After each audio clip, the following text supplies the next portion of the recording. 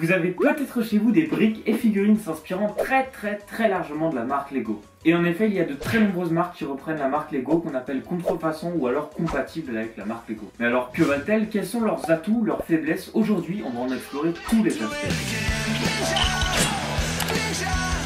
Pour ce faire, j'ai à ma disposition quelques figurines compatibles avec Lego qu'on va pouvoir analyser. Donc c'est quelque chose que j'avais acheté quand j'étais plus petit, mais maintenant j'ai arrêté de le faire. Et bien évidemment, j'ai plein de figurines officielles de la marque Lego pour pouvoir comparer avec les fausses. Tout d'abord, c'est parti pour parler des différents points positifs qu'on peut retrouver avec ces contrefaçons. Et contrairement aux attentes, ils sont très nombreux. Premièrement, vous le savez, les Lego ça coûte très cher et de plus en plus. Et avec les contrefaçons, vous pouvez trouver des figurines à souvent moins de 1 euro, donc c'est un prix plus qu'abordable. De plus, et c'est un de mes points positifs préférés, on peut retrouver des figurines imprimées sur toutes les faces du corps, donc même à l'arrière des jambes, ce qu'on ne retrouve pas du tout chez Lego. Et franchement, ça nous propose de magnifiques figurines. Ces contrefaçons permettent aussi d'avoir accès à de nouvelles figurines que Lego n'a jamais commercialisées, et ça c'est franchement incroyable. Je pense notamment aux figurines du surfeur d'argent ou alors des fils de Garmadon dans l'épisode 1 de la saison 8, ça va être dans mes figurines préférées. Et c'est là qu'on voit que les marques peuvent y gagner le plus auprès des fans, comme Ninjago par exemple. Regardez, j'ai craqué pour les figurines, donc ça se comprend. Pour certains, c'est aussi un moyen d'avoir des répliques des figurines impossibles à avoir chez Lego, je pense à Mr. Gold ou à Boba Fett Cloud City.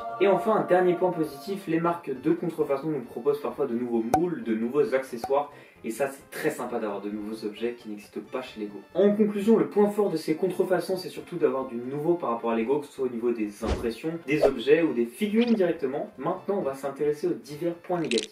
Je vais commencer par le plus évident et l'argument le plus fort. Ces contrefaçons sont tout simplement un vol de la marque Lego. C'est d'ailleurs une des raisons pour laquelle j'ai arrêté d'en acheter, ça me faisait me sentir un peu mal. Au-delà des créations originales de ces marques, on retrouve de nombreuses, mais quand je dis nombreuses, c'est vraiment beaucoup, de nombreuses pâles copies juste de sets Lego, de figurines Lego déjà existantes. Comme j'ai dit dans les points positifs, les figurines sont peu chères mais ça entraîne pas mal de choses. Déjà, le plastique est de moins bonne qualité donc ça peut se fragiliser ou se casser. Les figurines peuvent aussi présenter des défauts à la réception du colis. Je vais prendre plusieurs exemples que j'ai déjà vécu, je pense notamment au fait que j'ai reçu des mains déjà fragilisées ou alors des impressions trop hautes ou trop basses sur une tête. Par exemple, ce Captain America qui n'avait pas les yeux en face du casque, et ça c'est franchement dérangeant. Prends l'exemple du surfeur d'argent qui est très difficilement amovible au niveau des bras ou des jambes. En plus, et ça il faut y faire très attention, il y a un risque de ne pas recevoir ce qu'on a vraiment commandé. Effectivement, et plus souvent qu'on ne le croit, les images ne sont pas vraiment conformes à ce qu'on va recevoir, donc attention, il faut quand même regarder les avis. En restant sur les commandes, un des plus gros inconvénients reste bien sûr la durée de livraison, puisque ça vient de très loin, donc il faut parfois compter plusieurs mois. Et enfin, les figurines compatibles ne prennent aucune valeur par rapport aux figurines Lego qui deviennent de vrais objets de collection. En conclusion, c'est un objet qui s'adresse plutôt aux fans de la franchise qu'à la marque Lego et ses collectionneurs. Saurez-vous me dire si cette figurine est vraie ou fausse?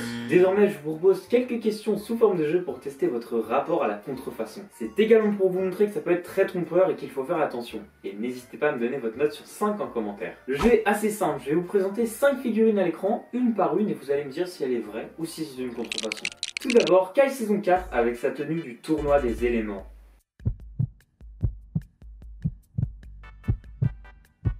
Et c'était une vraie figurine. Ensuite, on a la figurine de Jango Fett classique.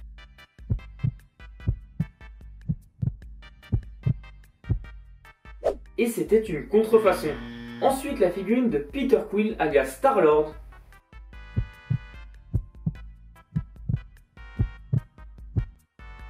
Et c'était une vraie figurine. La suivante figurine, la figurine de Khonshu de Moon Knight dans Marvel.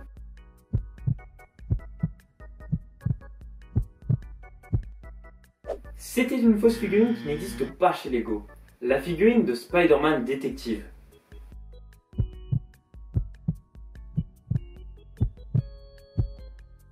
C'était une contrefaçon. C'est déjà la fin de cette vidéo, j'espère qu'elle vous aura plu. Moi je vous avoue qu'elle me tenait franchement à cœur. Et petit fun fact pour vous qui êtes resté jusqu'à la fin de la vidéo, j'ai déjà reçu un Thanos qui avait 2 gants de l'infini. Donc franchement les contrefaçons, faites attention à ce que vous commandez. En tout cas n'hésitez pas à me dire si ça vous est déjà arrivé d'acheter des contrefaçons de votre côté, ce que vous en avez pensé. J'espère que cette vidéo vous aura aidé à peser le positif et le négatif. En tout cas, faites attention si vous comptez en acheter et surtout privilégiez la marque Lego pour la sûreté et la qualité des produits. On dirait vraiment que je glisse ma pub mais je veux travailler chez eux plus tard donc dites rien. Moi je vous dis à la prochaine, c'était Train Ninja.